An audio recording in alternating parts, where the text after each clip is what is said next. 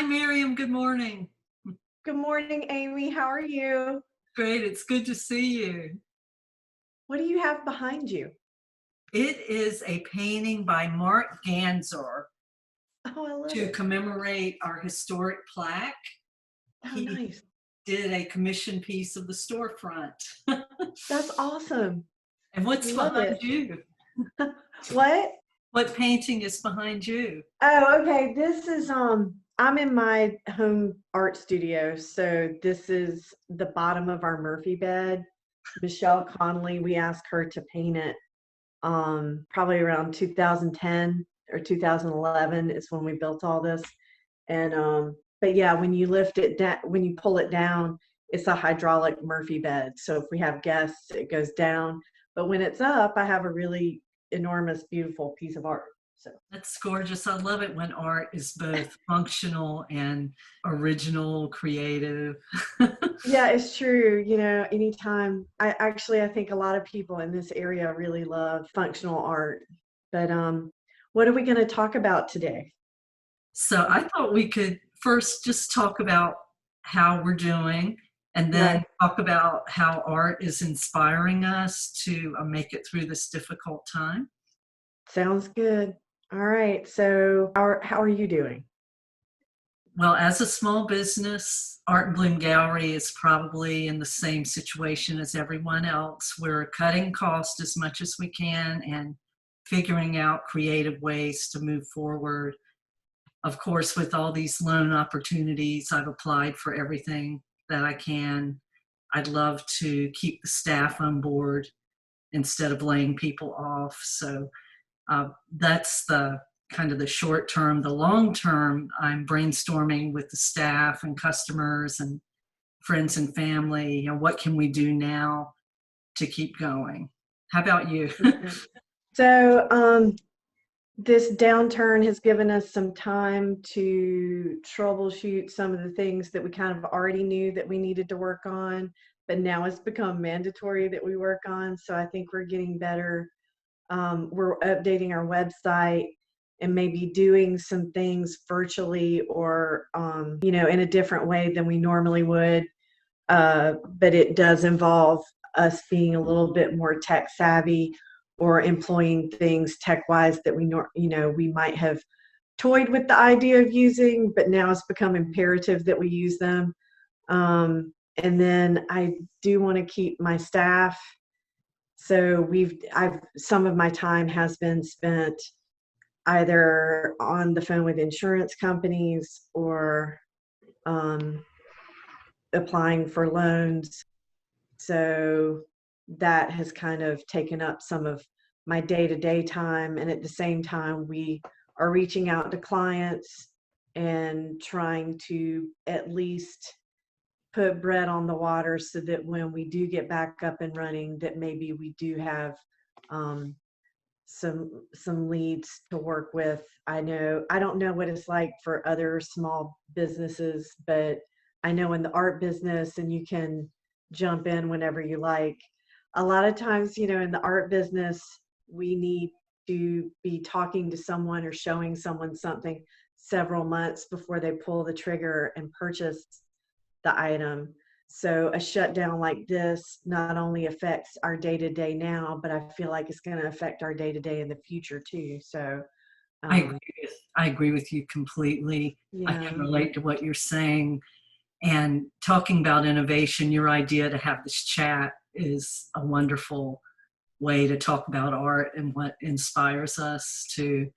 So I think Well, in thank you. I can't take total credit for that. I think that there's a staff person that needs to get credit for that. is that Heather DeVokie? That would be Heather DeVokie. But yeah, we got together and started really thinking how can we use this time to really help us out the rest of the year. And so we're really tackling like our social media calendar and doing as many things as we can and creating as much content as we can during this time period, because it's a curse and a gift all at the same time to I have agree. to have this much time. And I'm sitting in my studio this morning getting ready for this call, and I'm like, man, as soon as I'm done with this call, I am going to give this place a Passover clean. Like, there are things in here that don't need to be in here, that don't need to be in my universe. And I just feel like this is that time. I know the lady that has a muse, Jan Witkowski, she's a milliner here. Sure. And she used to have a shop down on 2nd Street. And I asked her before I bought the gallery, I said, look, I'm thinking about having a shop. Would you share with me, what you think? And she talked very openly about overhead and how it doesn't stop even if you're not busy, that the overhead just keeps going, whether you're there or not there, or whether it's, December or January. She said, you always know that those things do go on. And I know that she left her retail spot, but you never know what it's like until you take the plunge and do it yourself. Someone can tell you those things, and then you worry about everyone else too. Exactly. And speaking of that, it's been wonderful to check in with all the artists, see how they're doing. On the bright side of things, we've received a lot of commission work.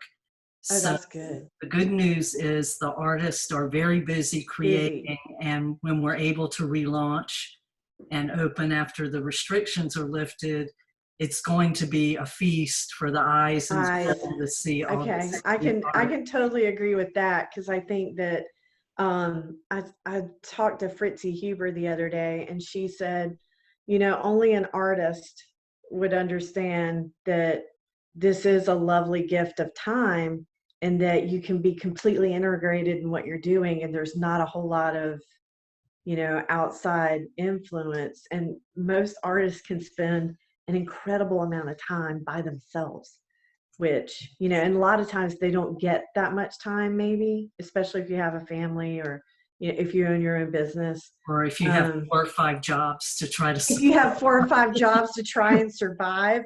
But yeah, so it's like, for the whole world to stand still for this long of a period of time is just a great creative opportunity too. And I know that you're also an artist, so I wore this piece of jewelry. I don't know if you can see it. I love it. An original by Roberto Vengoche. Oh yeah, I can from spot Black his Mountain, work. North Carolina. Yeah, that's lovely. So I'm talking about what inspires me. Jewelry inspires me. And I know I always embarrass you, but the jewelry that you've made that's Well, in my collection, I love that. I should have, thank you. maybe if we have a second chat, I'll have to wear that so you can talk about that piece. Oh yeah, no, and I don't manage my time well enough. That's the way to say that, is because I have plenty of time. What I've discovered during this time period is I have plenty of time to do all the things that I want to. It's like, it depends on, how I'm managing my time. And I think that that's a really good take-home message. But I'll be making a lot of jewelry. I know. I was like, for once, I'm going to go out there and I'm going to, schedule some time. But if I did that in my normal everyday life, which I totally can, I wouldn't have stopped creating, or when I do get to create, it wouldn't be such an engulfing activity, because I think I sit around and think about things a lot. And if I don't come out here and practice it, then all those little ideas get built up. And then when I do get out here, it becomes kind of manic. So that's something very positive. it And is. I have to say that all the artists out there, please keep up what you're doing. Art is so important. It not only inspires, but it travels through time. So when you think about all these things that have happened in the world, all the different pandemics and wars and civilizations growing, crumbling, the thing that transcends it all and continues is art. So especially now I'm reminded, never underestimate the power of art. And to all the teachers out there working with the younger people, you're doing a great job. So keep up the good work. I couldn't agree more. One of the things that I've revisited during this time period, and I don't get that far away from it, There's a gentleman that writes a blog called the Red Dot Blog, and he's a gallery owner in Arizona. But he opened his business September 10th of 2001. And so the next day was September 11th. And it felt like the entire world had fallen apart.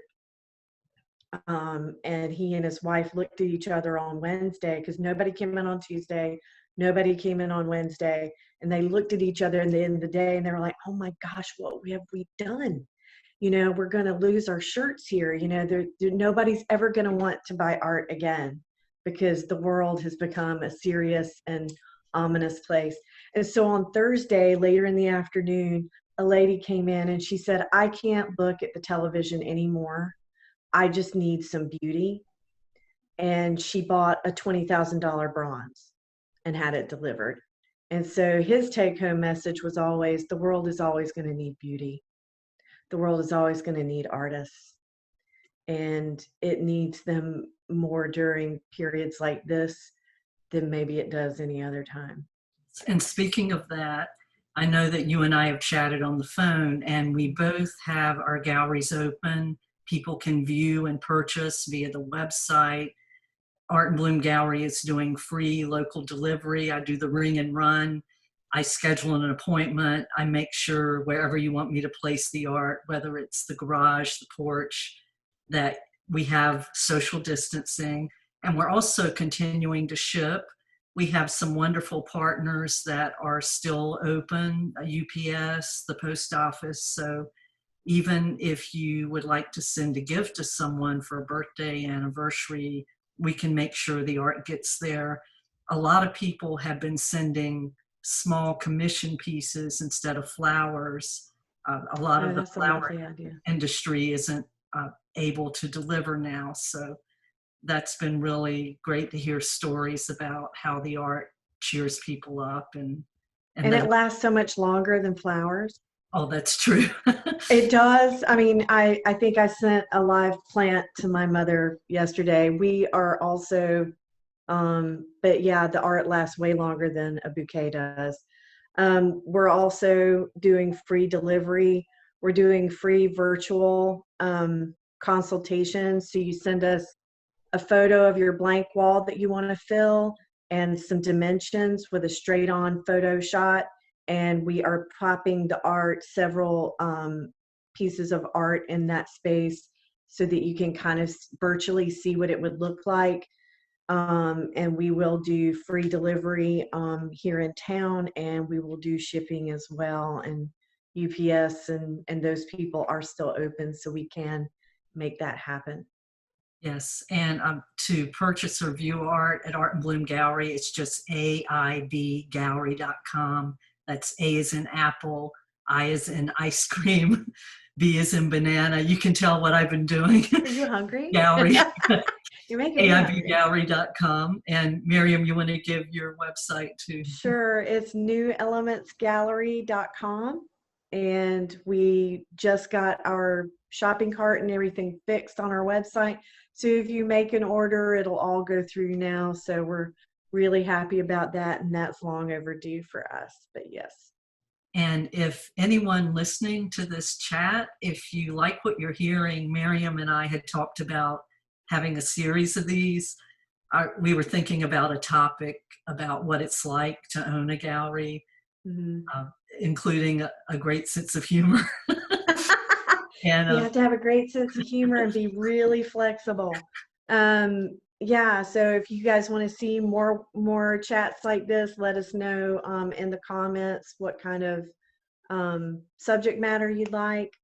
That's wonderful. And at Art and Bloom Gallery, Brooke Bauer, our curator, is getting ready to completely change the storefront window for those people who take their daily walks or bicycle rides within the next week or so. If you're surprised at the change, that means Brooke has been busy at work. Way to go, Brooke. So I wanted to thank you, Miriam, and thank you, Heather, for putting this together. It's been a lot of fun to chat in between all these quiet times. Yeah, thank you, Amy. I miss everybody, but it's been really nice to talk to you on the phone through all this. Thank you. Same here. Thank you and take care. You Talk with you too. soon. All right. Bye. Bye.